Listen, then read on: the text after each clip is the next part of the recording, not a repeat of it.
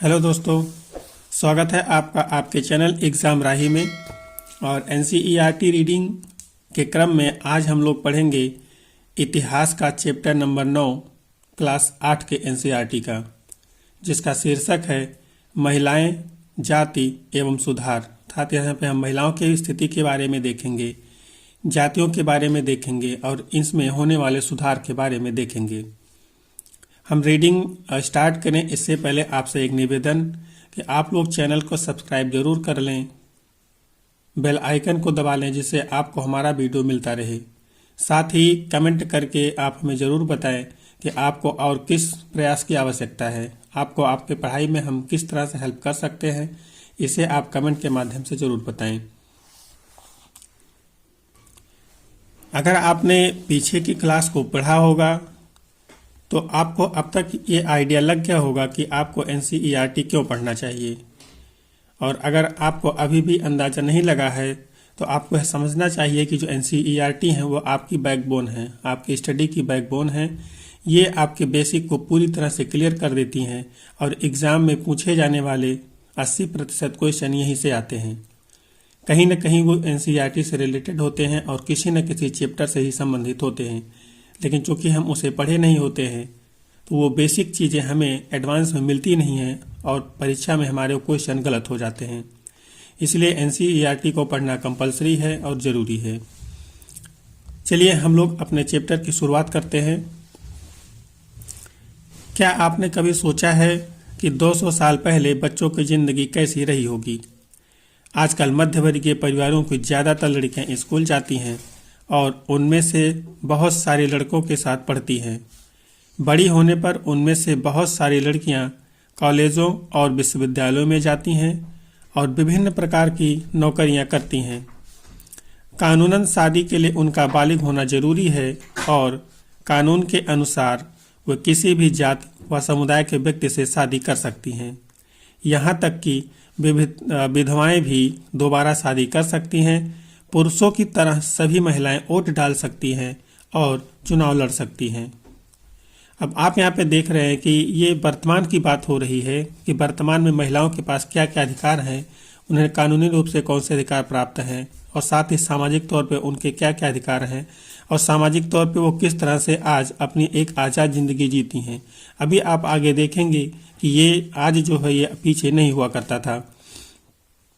बेशक सभी महिलाएं इन अधिकारों का उपभोग नहीं कर पाती। गरीबों को शिक्षा के मौके मुश्किल से मिलते हैं, कम मिलते हैं या मिल ही नहीं पाते। बहुत सारे परिवारों में लड़कियां अपनी इच्छा अनुसार पति का भी चुनाव नहीं कर सकती। तो आपने यहाँ पे देखा कि महिलाओं को आज जो स्वतंत्रता है वो बहुत ही बड़े स्तर पे मिला हुआ है। ये अलग बात है कि कुछ महिलाओं को अभी भी या तो खुद उनके कारण से या किसी और वजह से कुछ स्वतंत्रता अभी नहीं मिली हुई है, या वो शायद स्वतंत्र रहना ही पसंद नहीं करती, शायद इसीलिए उनको स्वतंत्रता भी नहीं मिलती है। लेकिन आज का जो दौर है वो एक बराबरी का दौर है। यहाँ पे किसी भी तरीके का भेदभाव कानूनी तौर पे नहीं पाया जाता और समाजों में भी अब भेदभाव काफ़ी खत्म हो चुके हैं। 200 साल पहले हालात बहुत भिन्न थे। ज़्यादातर बच्चों की शादी बहुत कम उम्र में ही कर दी जाती थी। हिंदू व मुसलमान दोनों धर्म के पुरुष एक से ज़्यादा पत्नियां रख सकते थे। देश के कुछ भागों में विधवाओं से ये उम्मीद की जाती थी कि वे अपने पति की चिता के साथ ही जिंदा जल जाएं। इस तरह स्वेच्छा से या जबरदस्ती मार दी गई महिलाओं को सती कहकर महिमामंडित किया जाता था। सती शब्द का अर्थ ही सदाचारी महिला था। संपत्ति पर भी महिलाओं के अधिकार बहुत सीमित थे। शिक्षा तक महिलाओं की प्रायः कोई पहुंच नहीं थी। देश के बहुत सारे भागों में लोगों का विश्वास था कि अगर औरत पढ़ी लिखी होगी तो वह जल्दी विधवा हो जाएगी। अब अभी आप कुछ देर पहले वर्तमान की स्थिति देख रहे थे, वर्तमान में महिलाओं की स्वतंत्रता देख रहे थे, वर्तमान में महिलाओं को मिले अधिकारों को देख रहे थे। लेकिन अभी आपने देखा कि जैसे ही हम 200 साल पहले गए, हमने वहाँ पे महिलाओं की जो स्थिति देखी वो बहुत ही दयनीय स्थिति में था। सती प्रथा, बाल विवाह जैसे जो उनके साथ दिक्कतें हो रही थी, विधवा होने के बाद दोबारा शादी नहीं हो सकती थी, और जो सामाजिक मान्यता थे वो किस तरह से उनकी ज़िंदगी को एक तरफ से नरकीय बना के रखा हुआ था। समाज में सिर्फ स्त्रियों और पुरुषों के बीच ही फर्क नहीं था। ज्यादातर इलाकों में लोग जातियों में भी बंटे हुए थे। ब्राह्मण और क्षत्रिय खुद को ऊंची जाति का मानते थे। इसके बाद व्यापार और महाजनी आदि से जुड़ी जातियों, जिन्हें प्रायः वैश्य कहा जाता था, का स्थान आता था। फिर काश्तकार, बुनकर व कुम्हार जैसे दस्तकार आते थे, जिन्हें शूद्र कहा जाता था।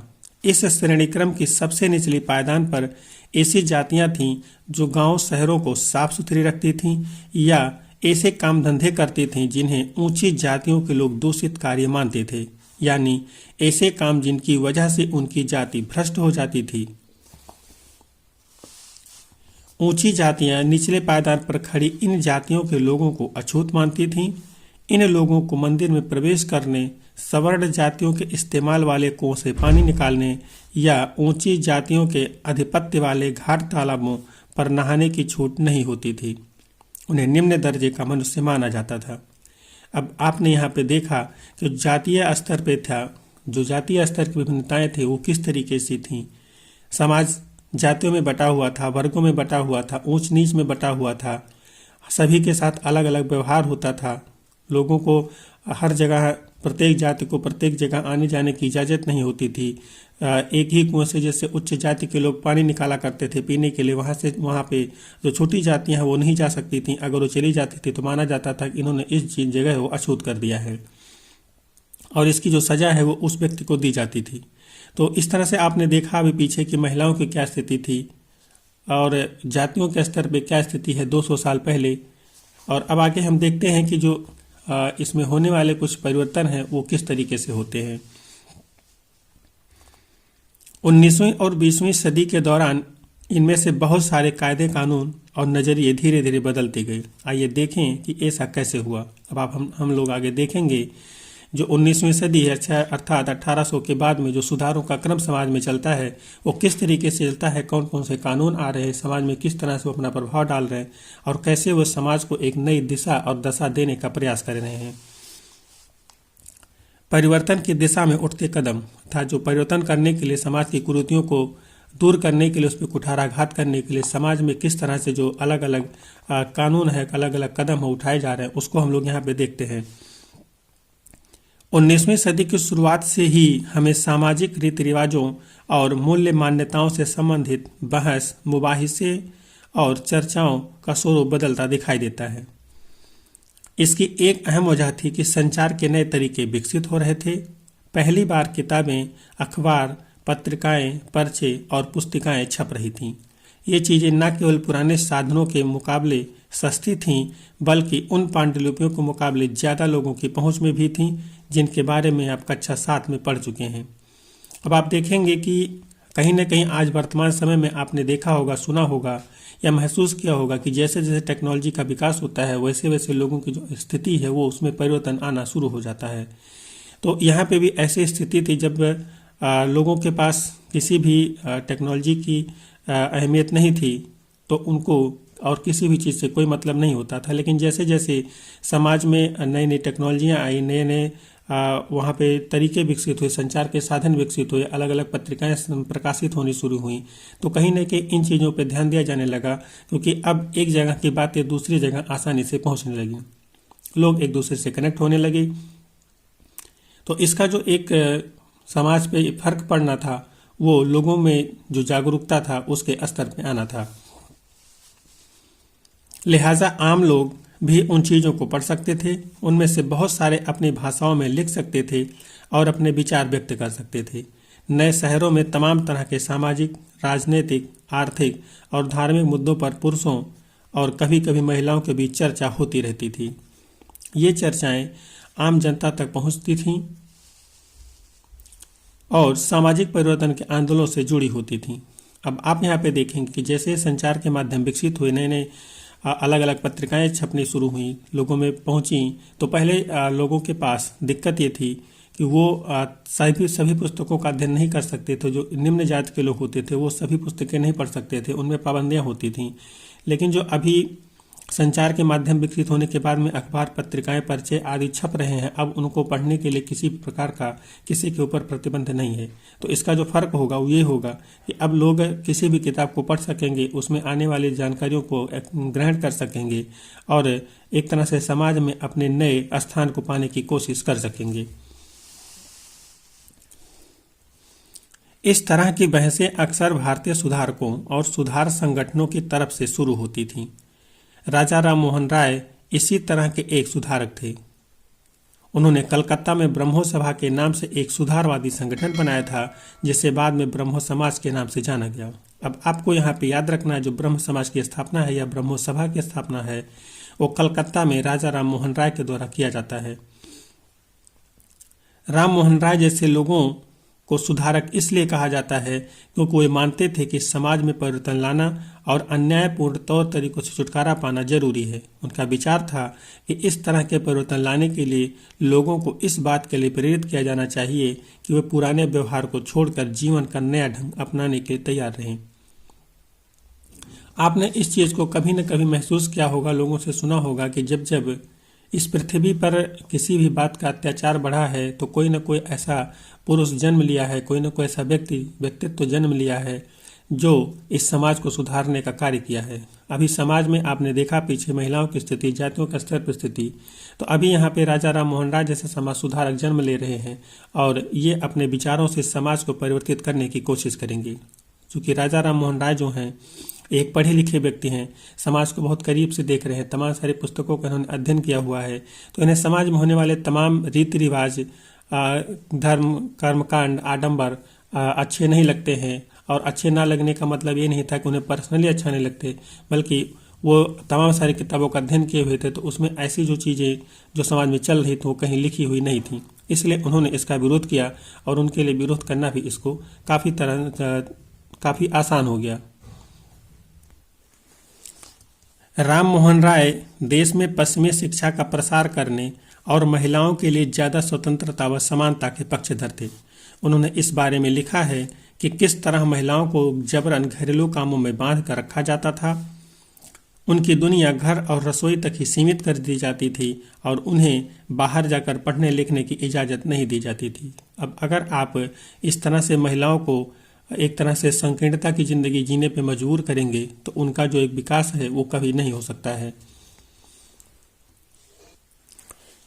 विधवाओं की जिंदगी में बदलाव लाने की कोशिश, अर्थात जो समाज सुधारक हैं राजा राम मोहन राय, वो विधवा लोगों की जिंदगी को सुधारने का प्रयास किस तरीके से कर रहे हैं इसको हम आगे देखेंगे। आपने भी पीछे देखा कि विधवा लोगों की जो जिंदगी तो एक तरह से नरकी जिंदगी थी। अगर उनका पति मर जाता है तो उन्हें उनके साथ सती होना पड़ता था और इस तरह से उन्हें अपनी बची हुई पूरी जिंदगी उसी समय खत्म कर देनी पड़ती थी। राम मोहन राय इस बात से काफी दुखी थे कि विधवा औरतों को अपनी जिंदगी भारी कष्टों का सामना करना पड़ता है। इस बात को ध्यान में रखते हुए उन्होंने सती प्रथा के खिलाफ मुहिम छेड़ दी। राम मोहन राय संस्कृत, फारसी तथा अन्य कई भारतीय एवं यूरोपीय भाषाओं की अच्छे ज्ञाता थे। उन्होंने अपने लेखन के जरिए यह सिद्ध करने का प्रयास किया कि प्राचीन ग्रंथों में विधवाओं की जलाने की अनुमति नहीं दी गई है। अब आपने अभी देखा, यहाँ पे हमने पीछे आपको बताया था, उन्होंने बहुत सारी किताबों का अध्ययन किया था जिसमें कहीं भी विधवाओं को जलाने की अनुमति नहीं थी या कहीं भी नहीं लिखा गया था कि अगर पति मर जाता है तो पत्नी को उसके साथ जिंदा जलना होगा। तो इन्होंने सारी किताबें पढ़ी हुई थी, कहीं नहीं मिला, इसलिए इनको इस बात का विरोध करना काफ़ी आसान हो गया। जैसा कि आपने अध्याय 7 में पढ़ा है, 19वीं सदी के प्रारंभ तक बहुत सारे अंग्रेज अफसर भी भारतीय परंपराओं और रीति रिवाजों की आलोचना करने लगे थे। वे राम मोहन राय के विचारों को सही मानते थे क्योंकि उनकी एक विद्वान व्यक्ति के रूप में प्रतिष्ठा थी। फलस्वरूप 1829 में सती प्रथा पर पाबंदी लगा दी गई। अब आप यहाँ पे देख रहे हैं कि राजा राम मोहन के प्रयासों से साथ ही ब्रिटिश अफसरों ने भी इस बात पे गौर किया। जब राजा राम मोहन राय ने इसके खिलाफ आवाज़ उठाई तो उन्होंने भी इस पे गौर किया। साथ ही पहले भी जो ब्रिटिश ऑफिसर हैं वो भारत के तमाम रीति रिवाजों, आडंबरों, कानूनों को गलत मानते थे और कहीं ना कहीं वो भी इन सारी चीज़ों को चेंज करना चाहते थे, लेकिन अभी तक वो नहीं कर पाए थे। लेकिन जैसे ही उन्हें भारतीय समाज के व्यक्ति राजा राम मोहन राय का साथ मिला, 1829 में उन्होंने सती प्रथा पर पाबंदी लगा दी। अर्थात अब कोई भी व्यक्ति, कोई भी स्त्री अपने पति की मृत्यु के साथ उसके साथ सती नहीं होगी, अर्थात जिंदा नहीं जलेगी। राम मोहन राय ने इस अभियान के लिए जो रणनीति अपनाई उसे बाद के सुधारकों ने भी अपनाया। अर्थात कहने का अर्थ यह है कि सती प्रथा पर पाबंदी लगाने के लिए राजा राम मोहन राय ने जो रणनीति को अपनाया, जिस तरह से उन्होंने उस पर प्रहार किया और ब्रिटिशों को साथ लेकर के उस पर पाबंदी लगवाई, बाद के और जो समाज सुधारक हुए उन्होंने भी, अगर उन्हें किसी भी कार्य पर पाबंदी लगवानी हुई या ऐसा कुछ कार्य करना हुआ तो उन्होंने उन्हीं की रणनीति पर काम किया। अर्थात उन्होंने तमाम सारी किताबों को पढ़ा, ब्रिटिशों को साथ लिया, तब जाकर के उन्होंने अपने किसी भी मकसद में कामयाबी हासिल की। जब भी वे किसी हानिकारक प्रथा को चुनौती देना चाहते थे तो अक्सर प्राचीन धार्मिक ग्रंथों में से ऐसे श्लोक या वाक्य ढूंढने का प्रयास करते थे जो उनकी सोच का समर्थन करते हों। अभी हमने आपको बताया कि राजा राम मोहन राय ने जो रणनीति अपनाई थी, तमाम सारी किताबें पढ़ी थी, उसमें नहीं था, इसलिए उनके लिए आसानी थी। यही चीज़ें बाद के लोग भी करते थे। इसके बाद वे दलील देते थे कि संबंधित वर्तमान रीति रिवाज प्रारंभिक परंपरा के खिलाफ है। अर्थात अब उनके लिए आसान हो जाता था दलील देना, क्योंकि जो भी बातें होती थी ऐसी कही जाती थी कि ये तो हमारे ग्रंथ में लिखा हुआ है, लेकिन जब ग्रंथ को पढ़ा जाता था तो कहीं पर ये चीज़ें मिलती नहीं थी। इसलिए इसके खिलाफ आवाज़ उठाना आसान हो गया कि आप दिखाइए कि ग्रंथ में कहाँ लिखा हुआ है, हमने भी पढ़ा हुआ, कहीं नहीं है तो आप भी दिखा दीजिए कहाँ पे है। तो जब कहीं लिखा है नहीं तो उसको चुनौती देना बहुत ही आसान हो जाता है। उदाहरण के लिए प्रसिद्ध सुधारक ईश्वर चंद्र विद्यासागर ने भी विधवा विवाह के पक्ष में प्राचीन ग्रंथों का ही हवाला दिया था। अर्थात ईश्वर चंद्र विद्यासागर जो समाज सुधारक हैं, वो यह पीछे आपने देखा जो राजा राम मोहन राय उन्होंने सती प्रथा पर रोक लगाई, लेकिन आगे जो ईश्वर चंद्र विद्यासागर हैं इन्होंने विधवा विवाह पर भी जोर दिया कि जो विधवा हो चुकी हैं उनको दोबारा विवाह करने की अनुमति दी जाए। ऐसा सुधार इस समाज में चाहते थे। अंग्रेज सरकार ने उनका यह सुझाव मान लिया और 1856 में विधवा विवाह के पक्ष में एक कानून पारित कर दिया गया। अर्थात 1856 में विधवा विवाह को पुनः अनुमति दी गई कि अब विधवाएं जो हो दोबारा विवाह कर सकती हैं। जो विधवाओं के विवाह का विरोध करते थे उन्होंने विद्यासागर का भी विरोध किया और यहाँ तक कि उनका बहिष्कार कर दिया। ये तो एक बहुत ही कॉमन बात है कि अगर आप समाज में किसी सुधार की बात करते हैं तो निश्चित ही पूरा समाज आपके साथ नहीं हो सकता, और किसी भी कार्य में पूरा समाज आपके साथ नहीं हो सकता। धीरे धीरे आपकी बातों के पक्ष में वो आएंगे, लेकिन तत्काल आपकी बातों के पक्ष में नहीं आएंगे। यही हुआ ईश्वर चंद्र विद्यासागर के साथ में कि जब उन्होंने सती विधवा विवाह पर रोक लगवाया तो समाज के कुछ लोगों ने इनका बहिष्कार कर दिया। लेकिन इससे कोई फर्क नहीं पड़ता है सुधारक को, क्योंकि अगर इस तरह की चीज़ें समाज में हो रही हैं तो निश्चित रूप से उसका विरोध किसी न किसी को करना पड़ेगा, और वो विरोध करने के क्रम में कभी न कभी समाज उसको समझेगा और ये चीज़ें समाज से खत्म हो जाएंगी। 19वीं सदी के उत्तरार्ध तक विधवा विवाह के पक्ष में चलाया जा रहा आंदोलन देश के अन्य भागों में भी फैल गया। मद्रास प्रेसिडेंसी के तेलुगु भाषी इलाकों में वीरेशलिंगम पंतुलु ने विधवा विवाह के समर्थन में एक संगठन बनाया था। लगभग उसी समय बंबई में युवा बुद्धिजीवियों और सुधारकों ने भी विधवा विवाह के प्रचार प्रसार का संकल्प लिया। उत्तर में आर्य समाज की स्थापना करने वाले स्वामी दयानंद सरस्वती ने भी विधवा विवाह का समर्थन किया। अब आप देखिए कि एक जगह से विधवा विवाह पर रोक की शुरुआत होती है, इस पे सुधार का कार्य होता है और यह देश के अलग अलग क्षेत्रों में फैल जाता है, और इस पे तमाम बुद्धिजीवी, तमाम युवा इस सुधार का समर्थन करते हैं कि अब विधवा विवाह को अनुमति मिलनी चाहिए। इस तरह से आप देख रहे हैं कि ये लगभग पूरे देश के लिए एक क्रांति जैसा बन गया कि पूरे देश में सुधार की लहर दौड़ गई। आप यहाँ पे देखिए जो आर्य समाज है इसकी स्थापना स्वामी दयानंद सरस्वती ने किया था। इसको आपको याद रखना है कि स्वामी दयानंद सरस्वती ने किस समाज की स्थापना की थी, तो उन्होंने आर्य समाज की स्थापना किया था। इसके बावजूद विवाह करने वाले विधवा महिलाओं की संख्या काफ़ी कम थी। विवाह करने वाली विधवाओं को समाज में आसानी से स्वीकार नहीं किया जाता था। इस तरह रूढ़वादी तबके इस नए कानून का विरोध कर रहे थे। अब आपने यहाँ पे देखा निश्चित रूप से पीछे भी हमने आपको बताया था कि अगर आप समाज में कोई भी कार्य सुधार के तौर पे कर रहे हैं तो उसको समाज को एक्सेप्ट करने में समय लगेगा, और इसका जो एक दुष्परिणाम है समाज के नज़रिए का, उसको किसी न किसी को थोड़ा सा भोगना पड़ेगा। तो यही हुआ कि जिन लोगों ने इन कानून के साथ जा कर के अपना विवाह किया, जिन विधवाओं ने विवाह किया, उनको समाज ने स्वीकार नहीं किया, लेकिन बहुत देर से किया। लेकिन उसका फ़ायदा ये हुआ कि उन्होंने समाज के आगे और भी बेटियों के लिए और भी विधवाओं के लिए रास्ते खोल दिए कि अब उन्हें इस चीज़ से डरने की आवश्यकता नहीं रह गई।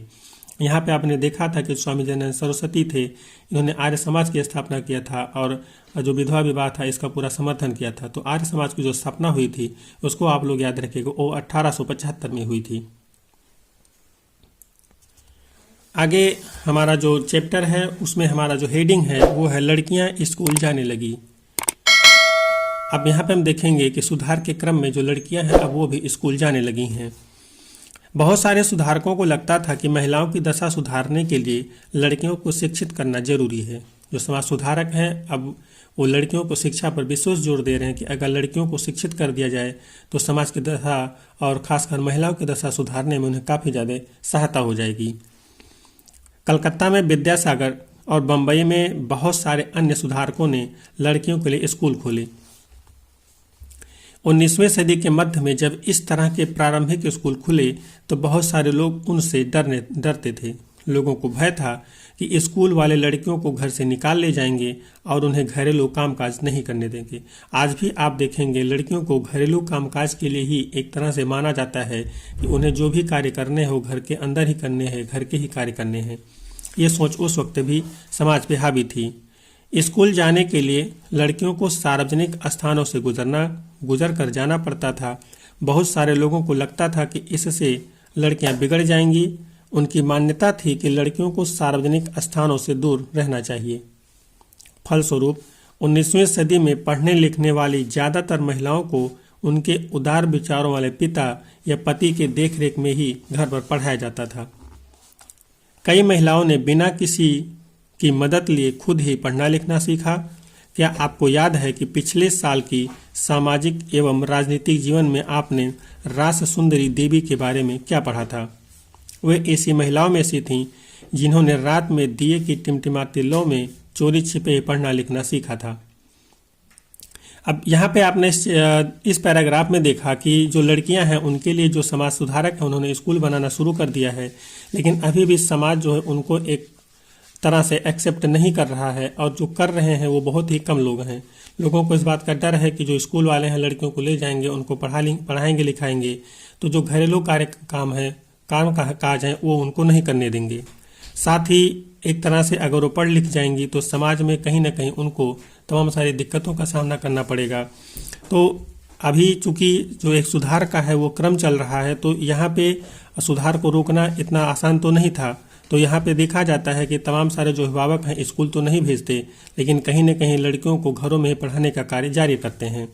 साथ ही इसमें तमाम सारी महिलाएं हैं जिन्होंने बिना किसी की हेल्प के खुद अपने ही हिसाब से अपने को खुद रास्ता बना करके पढ़ना लिखना सीखा, जिसमें आपने देखा था रास सुंदरी देवी के बारे में। रास सुंदरी देवी एक महिला थी जिन्होंने अपने पढ़ने लिखने का जो करने के दौरान किया था, साथ ही उन्होंने जो पढ़ना लिखना सीखा था उस समय जो दिए हुआ करते थे उसके नीचे बैठ करके पढ़ना लिखना सीखा था। तो इन्होंने जो एक अपने जीवन में कष्ट उठाया था पढ़ने लिखने के क्रम में, आगे जा करके इन्हें ये इनका नाम समाज में देने के लिए एक तरह से सम्मान के तौर पर लिया जाने लगता है।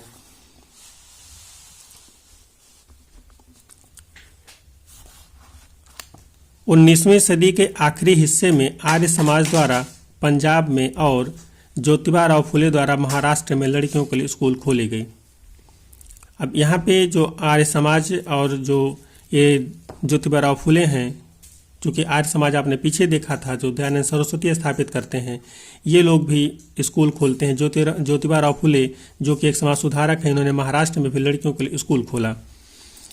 उत्तर भारत के कुलीन मुस्लिम परिवारों की महिलाएं अरबी में कुरान शरीफ पढ़ना सीखने लगी। अर्थात आप देखेंगे जो मुस्लिमों की ज़्यादातर बसावट हुआ करती तो उत्तर भारत में हुआ करती थी। तो यहाँ की जो महिलाएं हैं ये भी इस सुधार के क्रम में अपने आप को उसमें धकेल रही हैं। और जो कुरान, चूँकि मुस्लिम महिलाओं का, मुस्लिमों का जो पवित्र ग्रंथ है वो कुरान है, उनका जो सिस्टम चलता है वो कुरान के हिसाब से चलता है। तो यहाँ की जो महिलाएं हैं उन्होंने भी कुरान पढ़ना शुरू कर दिया।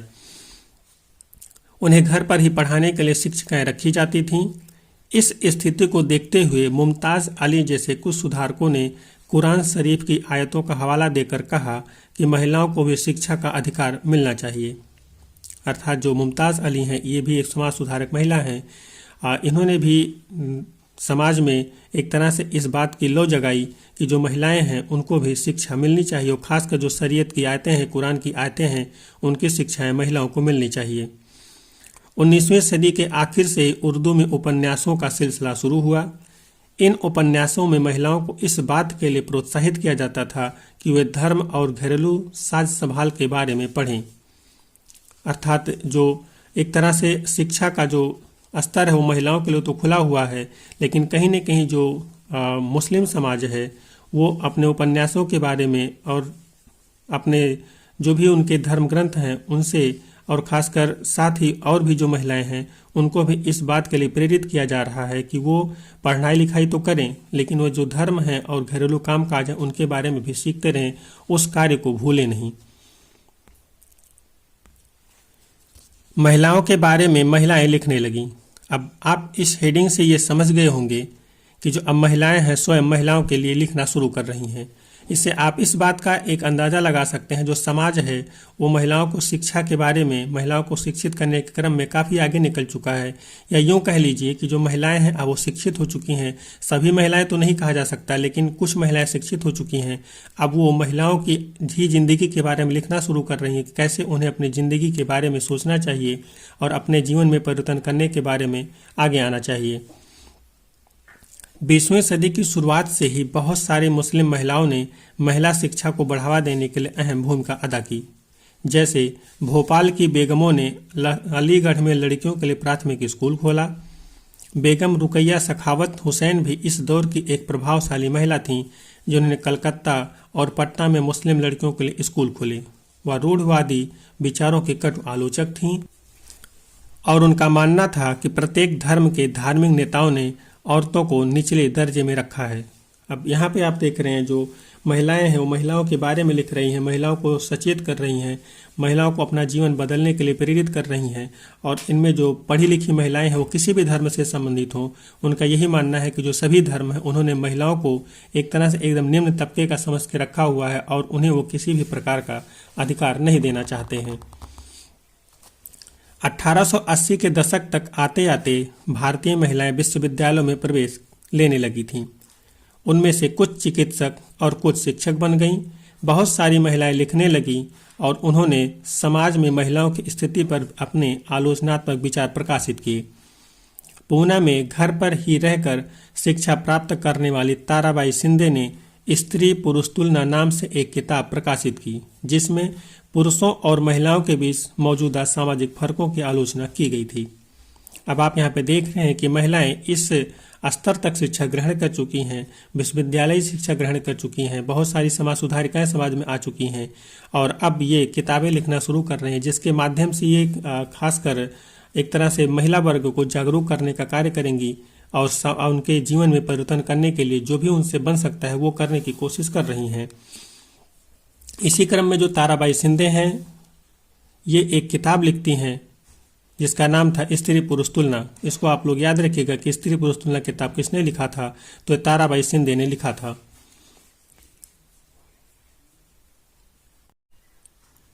संस्कृत की महान विद्वान पंडित रमाबाई का मानना था कि हिंदू धर्म महिलाओं का दमन करता है। उन्होंने ऊंची जात की हिंदू महिलाओं की दुर्दशा पर एक किताब भी लिखी थी। उन्होंने पूना में एक विधवा गृह की स्थापना की जहां ससुराल वालों के हाथों अत्याचार झेल रही महिलाओं को पनाह दी जाती थी। वहां महिलाओं को ऐसी चीजें सिखाई जाती थीं जिनके सहारे वे अपनी रोजी रोटी चला सकें। अर्थात जो समाज की कुछ महिलाएं हैं, जो पंडित महिलाएं हैं, विद्वान महिलाएं हैं, वो हिंदू धर्म पर भी कुठाराघात कर रही हैं। हिंदू धर्म में हो रही महिलाओं की पे अत्याचार पे भी अब वो लोग लिख रही हैं।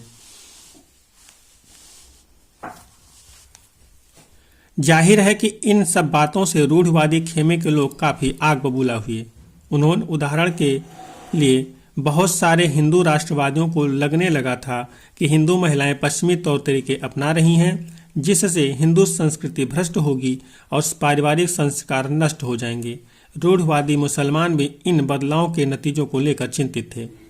कहने का अर्थ सिर्फ इतना सा है कि अगर आप समाज में कोई भी परिवर्तन करेंगे, कोई भी नई चीज लाने की कोशिश करेंगे, तो उसमें आप सभी व्यक्ति को संतुष्ट नहीं कर सकते, और खासकर उनको तो आप बिल्कुल भी संतुष्ट नहीं कर सकते जो सिर्फ और सिर्फ रूढ़िवादी होते हैं, पुराने विचारों पर चलने वाले होते हैं, जिनको नई चीज़ें सिर्फ और सिर्फ अपने लिए एक्सेप्टेबल लगती हैं और किसी दूसरे के लिए नहीं। ऐसे लोग समाज में कभी भी परिवर्तन लाने की बात नहीं करते, लेकिन अगर कोई परिवर्तन करता है तो उसकी पूरी तरह से विरोध करते हैं। जैसा कि आप देख सकते हैं, 19वीं सदी के आखिर तक खुद महिलाएं भी सुधारों के लिए बढ़ चढ़कर प्रयास करने लगी थीं। उन्होंने किताबें लिखीं, पत्रिकाएं निकाली, स्कूल और प्रशिक्षण केंद्र खोले तथा महिलाओं को संगठित किया। 20वीं सदी की शुरुआत से वे महिलाओं को मताधिकार, बेहतर स्वास्थ्य सुविधाएं और शिक्षा के अधिकार के बारे में कानून बनवाने के लिए राजनीतिक दबाव समूह बनाने लगी थीं। अब राजनीतिक दबाव समूह क्या होते हैं, इनके बारे में हम कभी डिटेल में पढ़ेंगे। यहाँ पे संक्षेप में जानिए कि ये एक कुछ लोगों का समूह होता है जो मिल करके किसी भी सरकारी ऑफिसर पर, जो भी वहाँ के हेड होते हैं, उन पर दबाव डालते हैं। वो किसी धरने के माध्यम से हो सकती है, किताबों के माध्यम से हो सकता है, पर्चों के माध्यम से हो सकता है, अखबारों के माध्यम से हो सकता है। उनमें से कुछ महिलाओं ने 1920 के दशक के बाद विभिन्न राष्ट्र के राष्ट्रवादी और समाजवादी आंदोलनों में भी हिस्सा लिया। अब आपको अगर याद होगा तो जो महिलाएं हैं उन्होंने भी राष्ट्रीय आंदोलन में हिस्सा लिया था, और 1920 के दशक के बाद जो तमाम सारे के राष्ट्रवादी आंदोलन हुए, सामाजिक आंदोलन हुए, चाहे समाज सुधार के स्तर पे हो, ये देश को एक तरह से स्वतंत्र करने के स्तर पे हो, उनमें भी इन्होंने हिस्सा लिया था।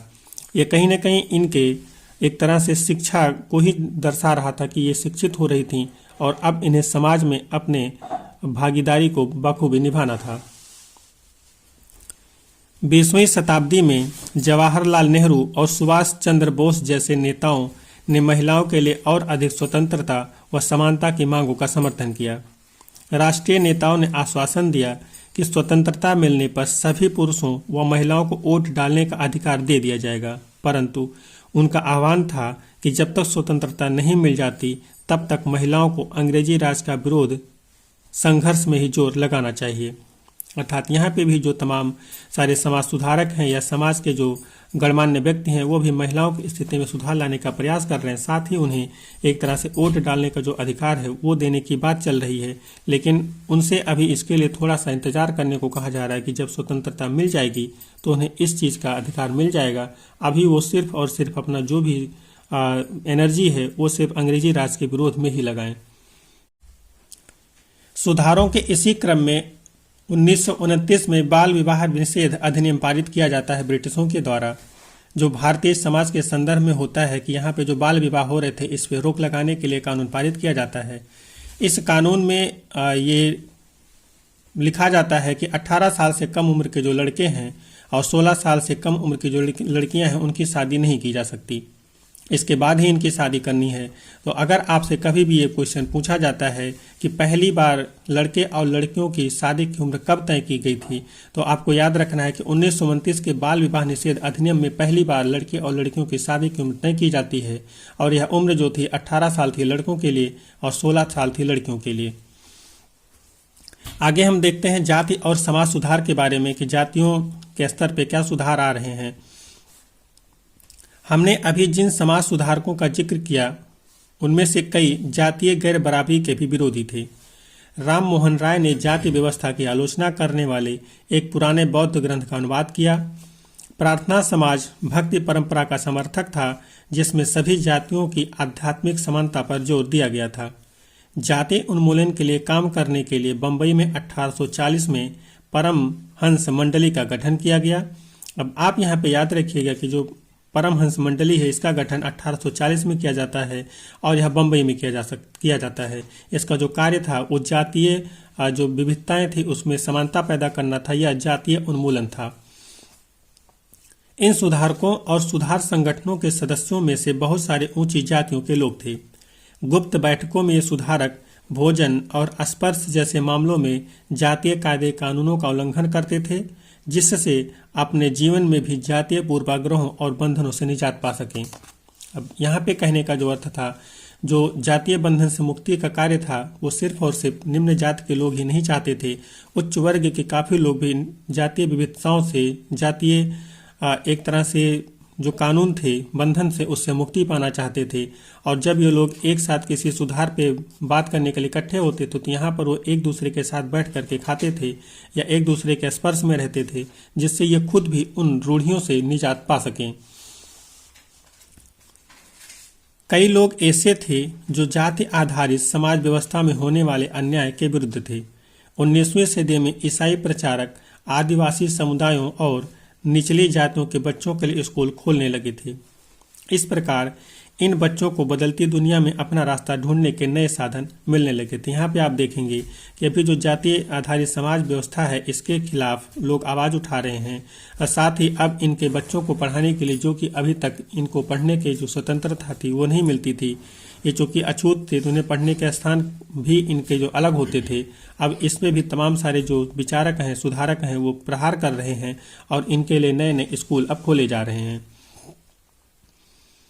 उसी समय बहुत सारे गरीब लोग शहरों में निकल रही नौकरियों की तलाश में गांव छोड़कर भी जा रहे थे। नए कारखानों और नगर पालिकाओं में कई नौकरियां निकल रही थीं। अध्याय 6 में आप शहरों के बारे में विस्तार से पढ़ चुके हैं। कल्पना कीजिए कि इससे मजदूरी की कितनी मांग पैदा हुई होगी। शहरों में नालियां बनाई जाती थीं, सड़कें बिछनी थी, इमारतों का निर्माण होना था और शहरों को साफ किया जाना था। इसके लिए कुलियों, खुदाई करने वालों, बोझ ढोने वालों, ईंट बनाने वालों, नालियां साफ करने वालों, सफाई कर्मियों, पालकी ढोने वालों, रिक्शा खींचने वालों की जरूरत थी। यह श्रम कहाँ से आया? इन कामों को संभालने के लिए गांवों और छोटे कस्बों के गरीब शहरों की तरफ जाने लगे और वहां मजदूरी की मांग पैदा हो रही थी। शहर जाने वालों में से बहुत सारे निम्न जातियों के भी लोग थे। कुछ लोग असम, मॉरिशस, त्रिनिदाद और इंडोनेशिया आदि स्थानों पर बागानों में काम करने के लिए भी चले गए। नए स्थानों पर काम अक्सर बहुत कठोर था, परंतु गरीबों, निचली जातों के लोगों को यह गांव में सवर्ण जमींदारों द्वारा उनके जीवन पर दमनकारी कब्जे और दैनिक अपमान से छूट निकलने का एक मौका था। अब यहाँ पे आपने देखा कि जैसे ही लोगों का माइग्रेशन होता है, लोग एक जगह से दूसरी जगह जाते हैं, तो कहीं ना कहीं वहाँ पे जो कार्य हैं, चूँकि जो शहर विकसित हो रहे हैं उसमें लोगों की ज़रूरत है तमाम कार्यों के लिए, तो वहाँ पे उनको कार्य मिल रहा है। लोग जो निम्न जाति के लोग हैं, इसे अपने लिए एक तरह से अवसर मान रहे हैं कि अगर वो अपने उस इलाके से निकल करके किसी नए इलाके में जाते हैं तो वहाँ पे उनको ऐसे किसी भी भेदभाव का सामना नहीं करना पड़ता। तो उन्हें जो एक दमनकारी जमींदारों द्वारा जो उनके अत्याचार किए जाते हैं, तो उससे छूटने का एक अब मौका मिल गया था। इसके अलावा दूसरी तरह की नौकरियां भी सामने आ रही थीं। उदाहरण के लिए सेना में भी लोगों की जरूरत बढ़ गई थी। अछूत माने जाने वाले महार समुदाय के बहुत सारे लोगों को महार रेजिमेंट में नौकरी मिल गई। दलित आंदोलन के नेता B.R. अम्बेडकर के पिता एक सैनिक स्कूल में ही पढ़ाते थे। अब आप यहाँ पे देखिए, जो समाज है वो धीरे धीरे आगे बढ़ रहा है, लोगों को जो नौकरी है उसकी आवश्यकता हो रही है। इसी तरह इसी क्रम में आप देखेंगे कि जो तमाम सारी एक तरह से सरकारी नौकरियां आप जिसको कह सकते हैं वो सामने आ रही हैं। इसमें जो अछूत हैं इसके क्रम में कोई भी भेदभाव नहीं हो रहा है। यहाँ तक कि अगर यहाँ पे कोई दिक्कत भी है तो उसी से संबंधित एक पूरी रेजिमेंट ही बना दी जा रही है और वहाँ पे उनको नौकरी आसानी से मिल जा रही है। समानता और न्याय की मांग। हम यहाँ पे हम देखेंगे कि जैसे जैसे लोगों में जागरूकता आती जाएगी, लोग शिक्षित होते जाएंगे, उनके अंदर कहीं न कहीं अपने ऊपर हो रहे अत्याचारों का, अपने से हो रहे भेदभावों के प्रति जागने का मौका मिलेगा और वो अब समानता और न्याय की मांग करना शुरू कर देंगे। 19वीं सदी के दूसरे हिस्से तक, अर्थात 1850 के बाद की यहाँ पे बात हो रही है, गैर ब्राह्मण जातियों के भीतर से भी लोग जातीय भेदभाव के खिलाफ आवाज़ उठाने लगे थे। उन्होंने सामाजिक समानता और न्याय की मांग करते हुए आंदोलन शुरू कर दिए थे। अब वो अपने लिए समानता की बात कर रहे हैं और आंदोलन शुरू कर रहे हैं। मध्य भारत में सतनामी आंदोलन की शुरुआत घासीदास ने की थी। अब यहाँ पे आपको याद रखना है कि जो सतनामी आंदोलन है, ये पूछा गया क्वेश्चन है, इसकी शुरुआत किसने की थी? तो ये घासीदास ने की थी, जिन्होंने चमड़े का काम करने वालों को संगठित किया और उनकी सामाजिक स्थिति में सुधार के लिए आंदोलन छेड़ दिया। पूर्वी बंगाल में हरिदास ठाकुर के मतुआ पंथ ने चांडाल काश्तकारों के बीच काम किया। हरिदास ने जाति व्यवस्था को सही ठहराने वाले ब्राह्मणवादी ग्रंथों पर सवाल उठाया, जिसे आज केरल कहा जाता है। वहां एझावा जाति के श्री नारायण गुरु ने अपने लोगों के बीच एकता का आदर्श रखा। उन्होंने जातिगत विभिन्नता के आधार पर लोगों के बीच भेदभाव करने का विरोध किया। उनके अनुसार सारी मानवता की एक ही जाति है। उनका एक महत्वपूर्ण कथन था, ओरु जाति ओरु मतम ओरु दैवम मनुष्यानु, मानवता की जाति, एक धर्म, एक ईश्वर। तो यहाँ पे आप लोग देख रहे हैं कि किस तरह से अलग अलग लोग अलग अलग इलाकों में अलग अलग तरीके से जातीय विविधता पर सवाल उठा रहे हैं और उस पे लोगों को जागरूक कर रहे हैं कि जिससे लोग इन बंधनों से मुक्त होकर के एक नए जीवन में प्रवेश कर सकें। इन सभी पंथों की स्थापना ऐसे लोगों ने की थी जो गैर ब्राह्मण जातियों से थे और उनके बीच ही काम करते थे। उन्होंने उन आदतों और तौर तरीकों को बदलने का प्रयास किया जो प्रभुत्वशाली जातियों का अपमान करने के लिए उकसाती थीं। उन्होंने अधीनस्थ जातियों में स्वाभिमान का भाव पैदा करने का प्रयास किया। कहने का अर्थ है कि जो इस पंथों की स्थापना कर रहे हैं, समाज में समानता लाने के लिए, न्याय की मांग करने के लिए, वो लोग भी कहीं न कहीं निम्न जातियों से ही संबंधित थे, लेकिन वे लोग थे जो मतलब ब्राह्मणों के बीच में ही रहा करते थे। और इन्होंने जो समाज को बदलने का प्रयास किया, वो कहीं न कहीं जो उनके अधीनस्थ थे या निम्न जातियां थीं, उनमें स्वाभिमान का भाव पैदा करने के लिए किया। अगर इनके अंदर स्वाभिमान पैदा हो जाएगा तो ऑटोमेटिक ही इन्हें अपनी स्थिति बदलने के लिए सोचना पड़ेगा और जो परिवर्तन की लहर है वो अपने आप निकल पड़ेगी। गुलामगिरी। अब यहाँ पे हम लोग देखेंगे कि गुलामगिरी क्या होती है। निम्न जाति नेताओं में ज्योतिबा राव फुले सबसे प्रमुख नेताओं में से थे। 1827 में ज्योतिबा राव फुले ने ईसाई प्रचारकों द्वारा खोले गए स्कूल में शिक्षा पाई थी। बड़े होने पर उन्होंने जाति आधारित समाज में फैले अन्याय के बारे में अपने विचार व्यक्त किए। उन्होंने ब्राह्मणों के इस दावे पर खुलकर हमला बोला कि आर्य होने के कारण वे औरों से श्रेष्ठ हैं।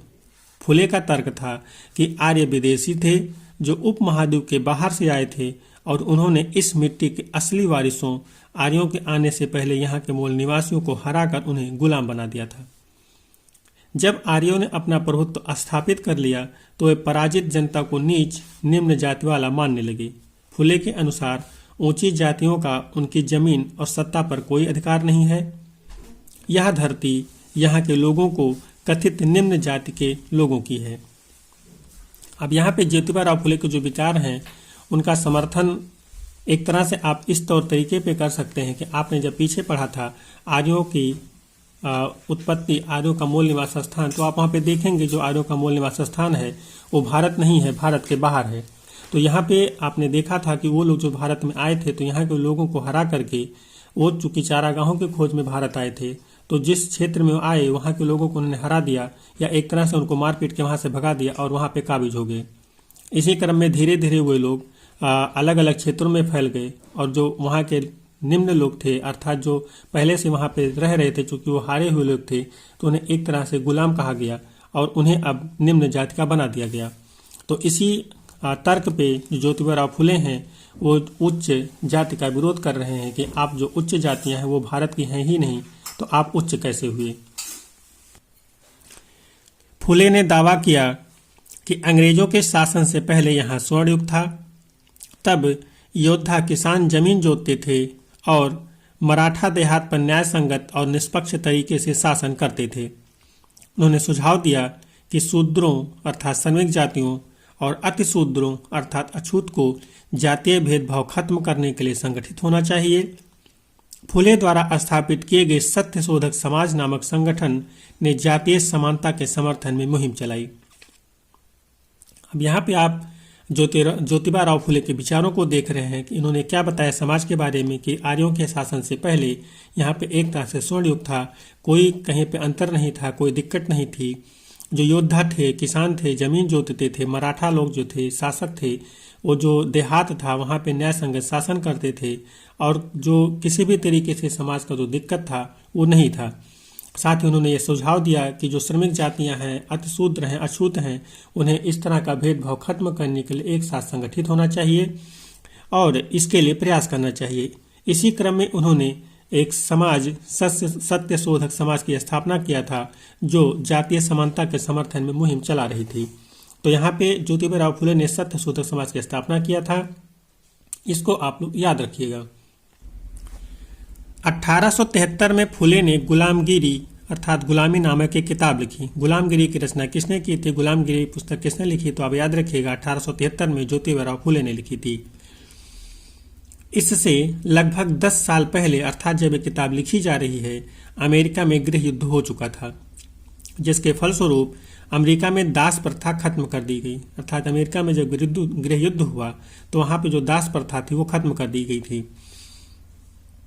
फुले ने अपनी पुस्तक उन सभी अमेरिकियों को समर्पित की जिन्होंने गुलामों को मुक्ति दिलाने के लिए संघर्ष किया।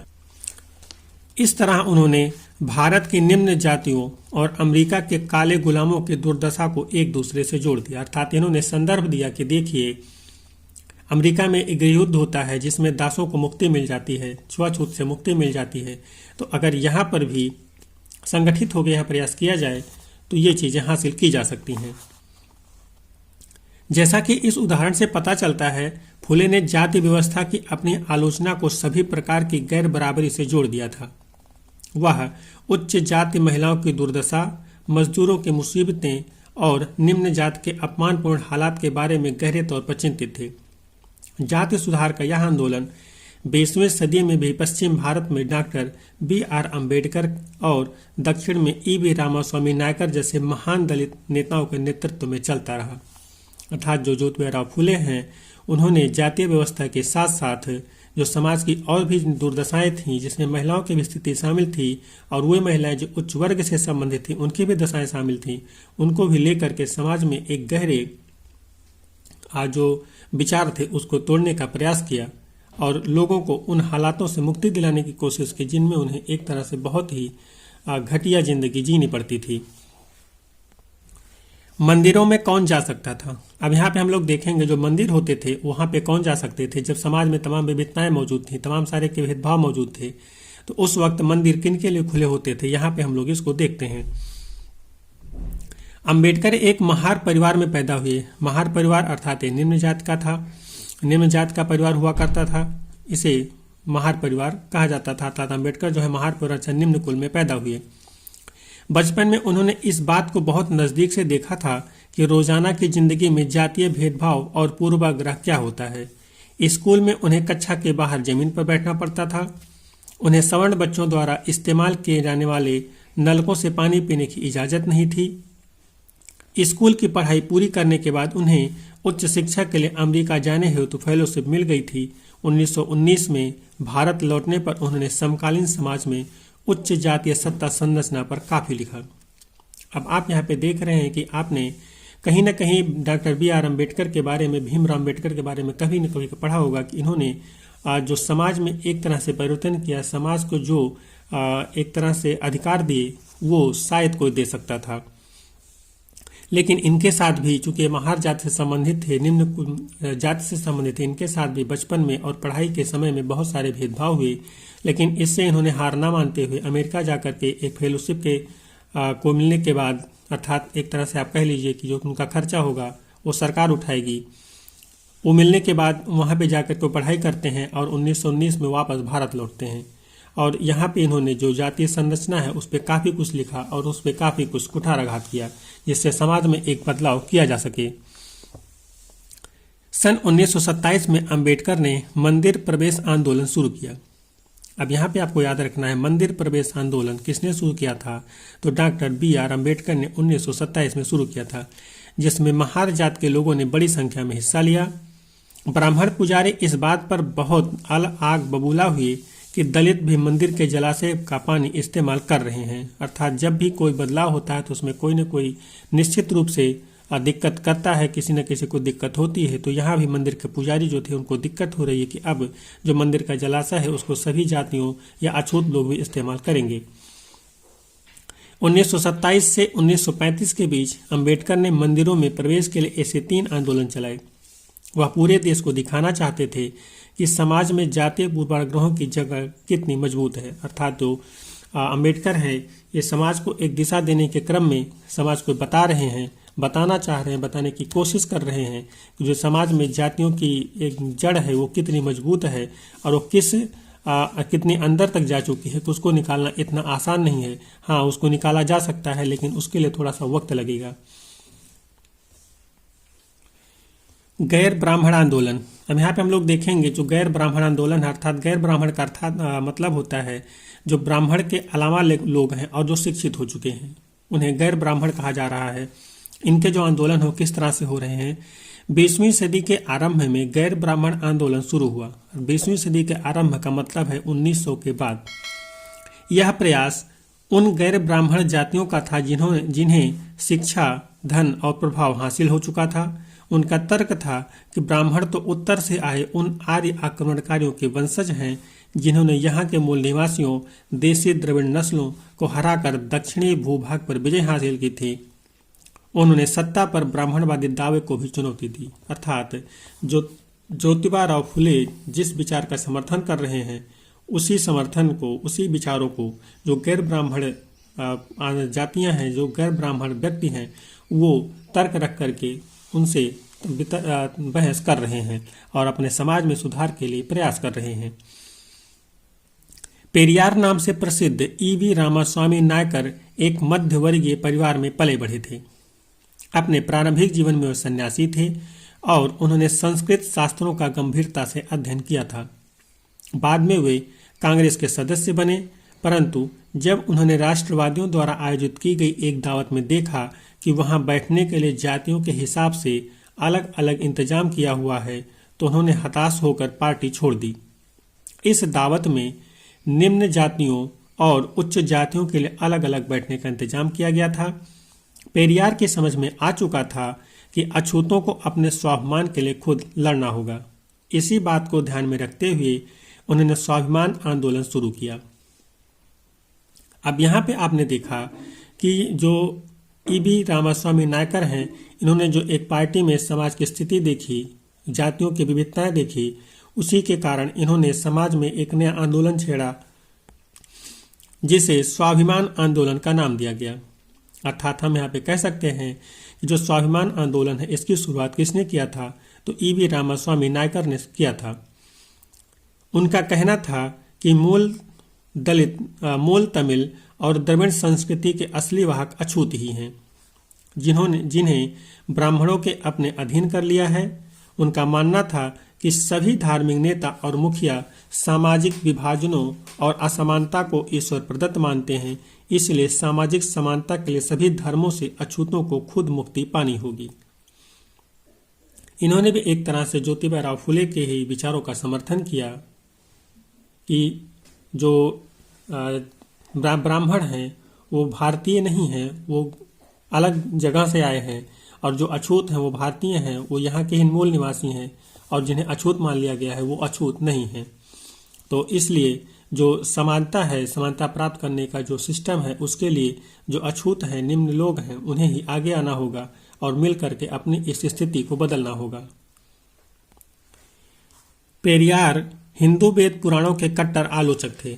खासतौर से मनु द्वारा रचित संहिता, भगवत गीता और रामायण के वे कटु आलोचक थे। उनका कहना था कि ब्राह्मणों ने निचली जातियों पर अपनी सत्ता तथा महिलाओं पर पुरुषों का प्रभुत्व स्थापित करने के लिए इन पुस्तकों का सहारा लिया है। अर्थात इन्होंने पुराणों का भी आलोचना किया और इस अर्थ में किया कि जो ब्राह्मण हैं उन्होंने जो निम्न जाति के लोग हैं उन पे अत्याचार करने के लिए, उनको दबाने के लिए, उन पे अपना प्रभुत्व स्थापित करने के लिए इन किताबों का सहारा लिया है और कहीं न कहीं गलत तरीके से लिया है। ये दलीलें लोगों को सहज रास नहीं आई। निम्न जातीय नेताओं के भाषणों, विचारपूर्ण लेखन और आंदोलनों से उच्च जातीय राष्ट्रवादी नेताओं के बीच कुछ आत्ममंथन और आलोचना की प्रक्रिया शुरू हुई, परंतु रूढ़िवादी हिंदू समाज ने भी उत्तर में सनातन धर्म सभाओं तथा भारत धर्म महामंडल और बंगाल में ब्राह्मण सभा जैसे संगठनों के जरिए इन रुझानों का सख्ती से विरोध किया। अर्थात जो ये पेरियार हैं, नायकर हैं, रामास्वामी नायकर हैं, इन्होंने जिन बातों को कहा था, और जो पेरियार हैं इन्होंने जिस बातों को कहा था, अर्थात जो पेरियार थे वो रामास्वामी नायकर वही हैं जो पेरियार के नाम से प्रसिद्ध हैं। इन्होंने जिन बातों को कहा, ज्योतिबा फुले ने जिस बातों को कहा, उनका जो ब्राह्मण सभा है वो विरोध कर रहे हैं। इन संगठनों का मकसद यही था कि हिंदू धर्म में जातीय ऊंच नीच को जो महत्व दिया जाता है उस पर कोई आंच न आए। अर्थात जो ब्राह्मण हैं वो यही चाहते हैं कि जो भी जातीय व्यवस्था बनाई गई हैं वो ऐसी की ही ऐसी चलती रहें, जो ऊंच नीच है ऐसा ही रहे, इसमें कोई भी परिवर्तन ना हो। वे साबित करना चाहते थे कि इस बात को धार्मिक ग्रंथों में भी मान्यता मिली हुई है। औपनिवेशिक काल के बाद भी जाति के सवाल पर बहस और संघर्ष चलते रहे और आज भी ये जारी हैं। अर्थात ये जो ब्राह्मण हैं, जैसा कि आपने देखा अभी, जो पेरियार थे या रामास्वामी नायकर थे, इन्होंने जो विरोध किया था पुराणों का कि यहाँ पे ऐसी कोई चीज़ें नहीं है और जो ब्राह्मण है इन्हीं के सहारे यही चीज़ें हो रही हैं। जो ब्राह्मण हैं वो उन्हीं ग्रंथों का सहारा ले रहे हैं और वो कह रहे हैं कि इन ग्रंथों में लिखा हुआ है, मान्यता मिली हुई है जो ऊंच नीच का है। और इसी तरह हम देखेंगे कि उस समय जो बहस चल रही थी, जो संघर्ष चल रहे थे ऊंच नीच का, समानता को, वो आज भी अनवरत जारी हैं। यहाँ पे हम लोग कुछ व्यक्तित्व के बारे में देखेंगे और उनके द्वारा किए गए कार्यों के बारे में देखेंगे। सुधारों के लिए संगठित होना, हमने इनके बारे में पीछे पढ़ा हुआ है, लेकिन एक बार फिर से हम इनको सारांश के तौर पे देख लेते हैं। ब्रह्म समाज, ब्रह्मो समाज की स्थापना 1830 में की गई थी। ये हम पीछे पढ़ चुके हैं कि 1830 में ब्रह्म समाज की स्थापना किया गया था और यह संस्था सभी प्रकार की मूर्ति पूजा और बलि के विरुद्ध थी और इसके अनुयायी उपनिषदों में विश्वास रखते थे। इसके सदस्यों को अन्य धार्मिक प्रथाओं या परंपराओं की आलोचना करने का अधिकार नहीं था। ब्रह्मो समाज ने विभिन्न धर्मों के आंदोलनों, विभिन्न धर्मों के आदर्शों, खासतौर से हिंदुत्व और ईसाई धर्म के विचारों की आलोचनात्मक व्याख्या करते हुए उनके नकारात्मक और सकारात्मक पहलुओं पर प्रकाश डाला। अब यहाँ पर आपने देखा कि किस तरह से जो ब्रह्म समाज है वो कार्य कर रहा है। आगे हम लोग देखते हैं डेरोजियो यंग बंगाल के बारे में। 1820 के दशक में Henry Louis Vivian Derozio Hindi college Calcutta में अध्यापक थे। उन्होंने अपने विद्यार्थियों को आमूल परिवर्तनकारी विचारों से अवगत कराया और उन्हें तमाम तरह की सत्ता पर सवाल खड़ा करने के लिए प्रोत्साहित किया। उनके द्वारा शुरू की गई यंग बंगाल मूवमेंट में उनके विद्यार्थियों ने परंपराओं और रीति रिवाजों पर उंगली उठाई, महिलाओं के लिए शिक्षा की मांग की और सोच व अभिव्यक्ति की स्वतंत्रता के लिए अभियान चलाया। अब आप यहाँ पे देखिए जो डेरोजियो हैं ये यंग बंगाल नामक मूवमेंट जो चलाया जा रहा है उसका नेतृत्व कर रहे हैं। इस तरह से हम लोग कह सकते हो यंग बंगाल मूवमेंट है उसके जो नेतृत्व करता है वो कौन है, तो आप डेरोजियो को याद रखिए। रामकृष्ण मिशन और विवेकानंद। रामकृष्ण मिशन का नाम स्वामी विवेकानंद के गुरु रामकृष्ण परमहंस के नाम पर रखा गया था। यह मिशन समाज सेवा और निस्वार्थ श्रम के जरिए मुक्ति के लक्ष्य पर जोर देता था। अर्थात यहाँ पे जो रामकृष्ण मिशन है इसकी स्थापना स्वामी विवेकानंद कर रहे हैं, इसको आप याद रखिएगा। आगे हम देखते हैं प्रार्थना समाज के बारे में। 1867 में बंबई में स्थापित प्रार्थना समाज ने जातीय बंधनों को खत्म करने और बाल विवाह के उन्मूलन के लिए प्रयास किया।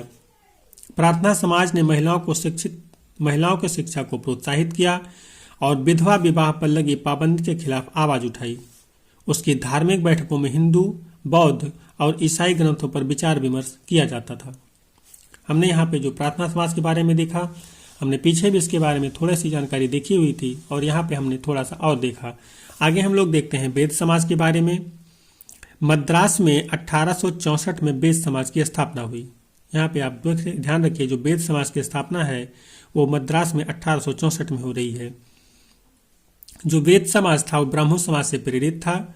वेद समाज ने जातीय भेदभाव को समाप्त करने और विधवा विवाह तथा महिला शिक्षा को प्रोत्साहित करने के लिए काम किया।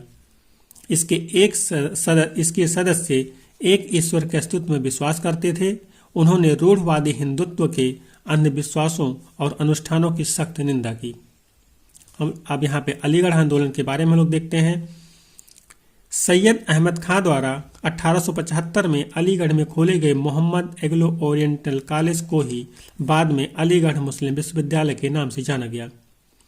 यहाँ मुसलमानों को पश्चिमी विज्ञान के साथ साथ विभिन्न विषयों की आधुनिक शिक्षा दी जाती थी। अलीगढ़ आंदोलन का शैक्षणिक सुधारों के क्षेत्र में गहरा प्रभाव रहा है। जो अलीगढ़ आंदोलन है वो किस तरह से शैक्षणिक सुधारों से संबंधित रहा है, और यहाँ पे जो सर सैयद अहमद खां हैं इन्होंने इस आंदोलन का नेतृत्व किया था। सिंह सभा आंदोलन, इसके बारे में हम लोग यहाँ पे देख लेते हैं। सिखों के सुधारवादी संगठन के रूप में सिंह सभाओं की स्थापना 1873 में अमृतसर में की गई। अर्थात सिंह सभा की स्थापना जो है अमृतसर में 1873 में की गई। बाद में 1879 में लाहौर में भी सिंह सभा का गठन किया गया। इन सभाओं ने सिख धर्मों को अंधविश्वासों, जातीय भेदभाव और ऐसे आचरण जिसे वे गैर सिख समझती थीं से मुक्त कराने का प्रयास किया। उन्होंने सिखों को शिक्षा के लिए प्रोत्साहित किया, जिसमें अक्सर आधुनिक ज्ञान के साथ साथ सिख धर्म के सिद्धांतों को भी पढ़ाया जाता था। इस तरह से यहाँ पे हमने 4-5 व्यक्तित्व के बारे में, 4-5 समाजों के बारे में, 1-2 आंदोलन के बारे में देखा। आप लोग इनको ध्यान रखिएगा। इस तरह से हम अपने इस चैप्टर के एंड में आ चुके हैं। अब हम इस चैप्टर के क्वेश्चन को देखेंगे। अब यहाँ पे हम लोग इस चैप्टर के क्वेश्चन को देख रहे हैं। फिर से याद करें, यहाँ पे आपसे बोला जा रहा है कि आप लोग फिर से याद करिए, निम्न लोगों में से किन सामाजिक विचारों का समर्थन और प्रसार किया। यहाँ पे आपको बताना है कि जो नाम दिए गए हैं इन्होंने किन किन विचारों का समर्थन किया या किसका प्रसार किया या किस समाज की स्थापना की। यहाँ पे आपको इन सभी नामों को राजा राममोहन राय, दयानंद सरस्वती, वीरेशलिंगम पतंगु, ज्योतिबा फुले, पंडित रमाबाई, पेरियार, मुमताज अली, ईश्वरचंद्र विद्यासागर, इनके बारे में आपने अभी पीछे पढ़ा है।